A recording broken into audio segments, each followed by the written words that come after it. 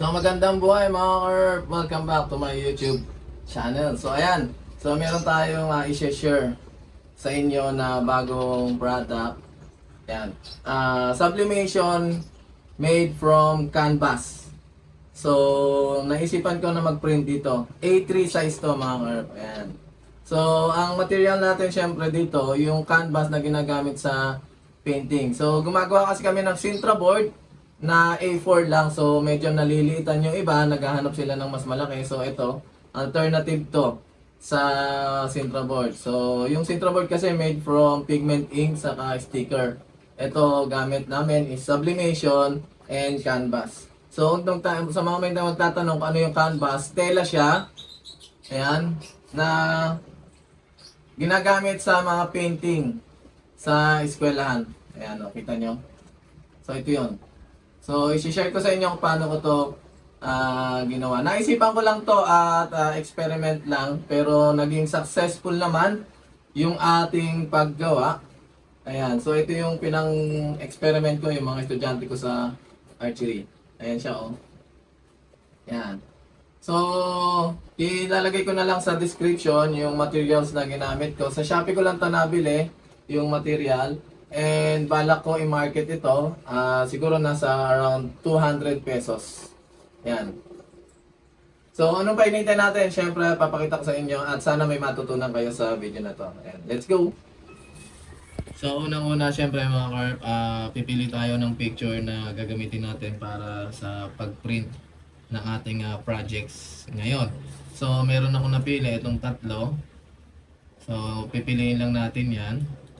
Then right click lang natin and then syempre print. Then dito pipiliin natin yung printer na gamit natin. So since A3 yung gagamitin natin, ang gagamitin ng printer is Epson L1300. Ang paper size niya is A3 syempre. Tapos sa option, pupunta ako ng printer properties para sigurado ako. Yan, pipiliin ko yung high. Yan. Tapos after nun, pipindutin ko yung print preview. And syempre, huwag nyo kakalimutan pindutin yung mirror image. Kasi naka-sublimation tayo. Then, pag okay na yon, check lang natin. Tapos ito, yung check na pala nito para mag-fit lang siya sa frame. So, kung hindi siya naka-fit yung, or hindi naka-proportion yung picture nyo, so siya na yung automatic mag-fit siya sa frame. So, palagi kong chine-checkan yan. So, pag okay na, ipiprint na lang natin yan.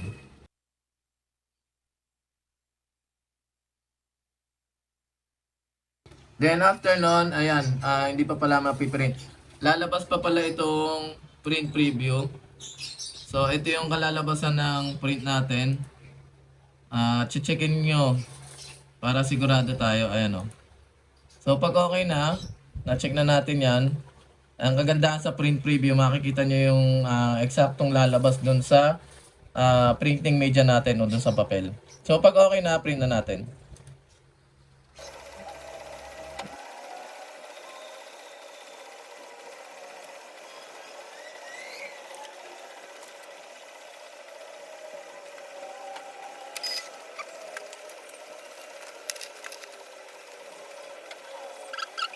So ngayon bubuksan na natin yung heat press natin. So ang setup nga pala ng sublimation print. So checkin nyo yan. Ako ang ginagawa ko dyan is 200 degrees Celsius ang temperature ko.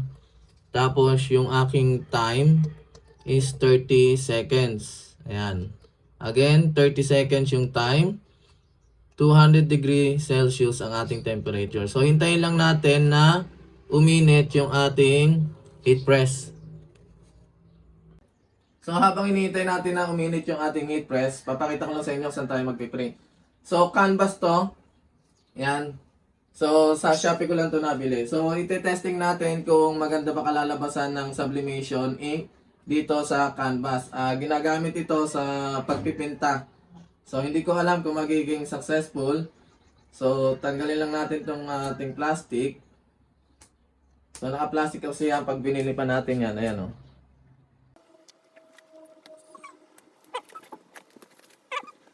So palagay ko magiging successful naman ito eh. Yan. So dito natin ipiprint yung ating A3 na sublimation. Yan. Tingnan natin kung sasalpak dito. Ayun o, saktong-sakto. Di ba? Yan.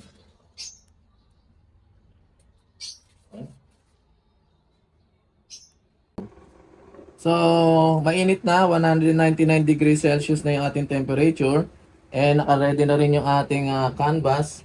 So, the moment of truth, malalaman natin kung magiging successful ba ang ating pag-print. Yan. So, saktong-sakto yung ating papel dito sa ating media. Hindi pala, sobra pala konti. Sa taas, saka sa baba. Yan. So, siguro, ganito na lang din gagawin natin. Yan. Magkakaroon siya ng white margin sa left and right. Tutungan lang natin ito. Check lang natin kung pantay.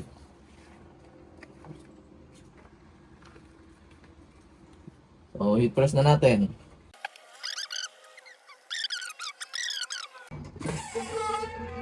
Ayun na, umuusok na. So, ito, tingnan natin ha. Hindi ko alam to. Uy! Pwede, pwede. Ayan o. Ayan. So, gawin pa natin yung dalawa.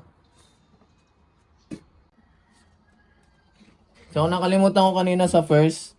Kailangan muna natin siya i-preheat. Kahit mga 4 to 5 seconds. So, ito na yung ating pangalawa.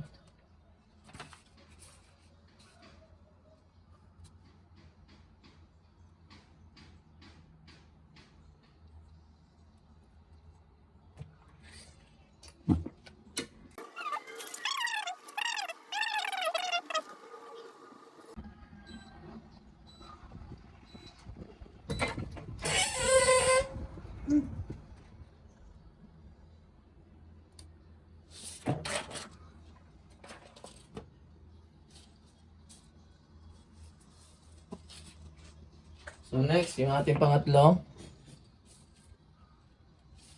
So since yung ating pangalawa ay dumikit sa ibabaw, so mukhang kailangan nating maglagay ng Teflon. Kasi dumikit eh. Yan.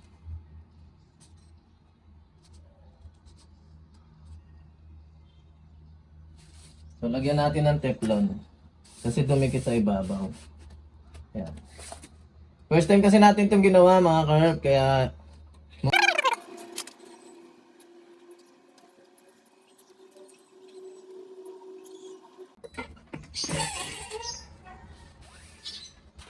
yun no?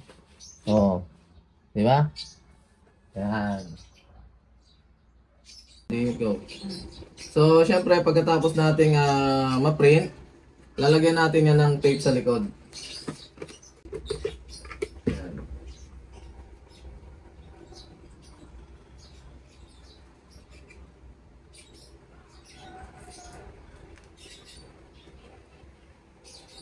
So, gawin natin dalawa.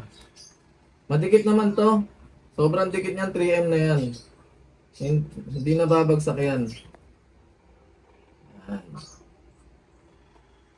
So, malaki tiwala ako dyan sa 3M na yan. Hindi yan babagsak. Hindi yan ihiwalay. Maghihiwalay kayo ng jowa mo, pero yan hindi. Yan. Sobrang dikit niyan.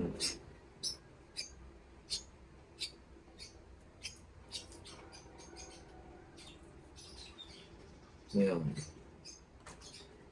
Meron na pala to. Yan. Cut. So, ayan mga kerp. So, naging successful yung ating experiment dito sa ating canvas board kung nakikita nyo naman mga kerp. Oh. So, meron tayong bagong ima-market ngayon. So, ilalagay ko na lang sa Shopee ito. So, I'm planning to sell this. Wow, English. Bala ko ibenta to mga kerp ng 200 pesos. Yan. So, A3 size to. 11.6 inches yung taas. 11.5 yata ito. Then ito, 16.6 something. Yan. Basta A3 size yung ating canvas board. And syempre, meron tayong 3M dito para maidikit sa pader. Ayan. So, sa mga gustong umorder, lalagay ko na lang yung Shopee link dyan.